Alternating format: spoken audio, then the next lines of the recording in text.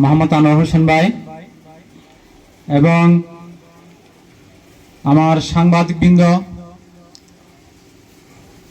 বিভিন্ন সংগঠন থেকে আগত বিভিন্ন নেতৃবৃন্দ এবং আমার সহকর্মীবৃন্দ এবং আমার প্রাণপ্রিয় অভিভাবক ও আমার শিক্ষার্থী বন্ধুরা, আমার বক্তব্যের প্রথমে সবাইকে প্রাণ ঢালা শুভেচ্ছা ও অভিনন্দন জানাচ্ছি। আজকে এই অনুষ্ঠানের আহ্বায়ক হিসেবে আমি কিছু কথা বলবো এবং আমি শিক্ষকের পক্ষ থেকে এবং আহ্বায়ক হিসেবে কিছু কথা বলার জন্য আপনাদের সামনে দাঁড়িয়েছি। আপনারা বাগাইছড়ি থেকে দূর দূরান্ত থেকে অনেক মেহমান আমাদের এখানে আমাদের ডাকে সাড়া দিয়ে উপস্থিত হয়েছেন, এই জন্য আমি স্বাগত জানাচ্ছি। এবং আমার এলাকার বিভিন্ন গণ্যমান্য ব্যক্তিবর্গ, অভিভাবকবৃন্দ এবং বিভিন্ন সংগঠন থেকে আগত সভাপতি, সাধারণ সম্পাদক এবং বিভিন্ন নেতৃবৃন্দ যারা আমাদের অনুষ্ঠানে এসেছেন, সবাইকে আমি আমার এবং আমার বিদ্যালয় পরিচালনার কমিটির পক্ষ থেকে সবাইকে কৃতজ্ঞতা জ্ঞাপন করছি। এবং আমাদেরকে এখানে এই অনুষ্ঠানে এসে আমরা যে অনুষ্ঠানকে আরো সুন্দর ও স্বাবলম্বী এবং সাফল্যমণ্ডিত করে তুলেছেন, এই জন্য আমি সবাইকে ধন্যবাদ জানাচ্ছি।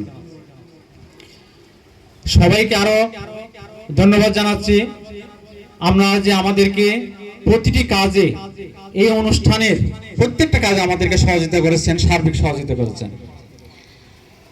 আমি বেশি কিছু বলবো না।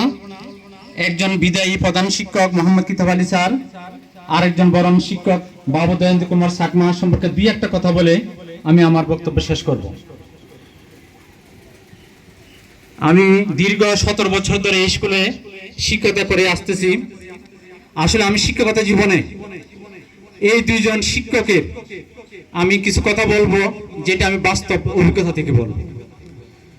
আমাদের বিদায়ী শিক্ষক মোহাম্মদ কিতাব আলী স্যার আমাদের মাঝে দীর্ঘ 6 বছর 6 মাস এই স্কুলে ছিলেন।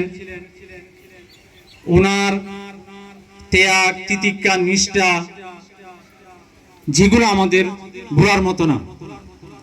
এই স্কুলকে তিনি নিজের মনের মাধুরী মিশিয়ে সাজিয়েছেন, যেটা আমরা বাস্তবে দেখতেছেন। উনি রাত দিন পরিশ্রম করে এই স্কুলকে এই পর্যায়ে নিয়ে এসেছেন। আজকে আমরা এরকম গুণী শিক্ষককে বিদায় অনুষ্ঠান করার জন্য আমরা বাধ্য হয়েছি।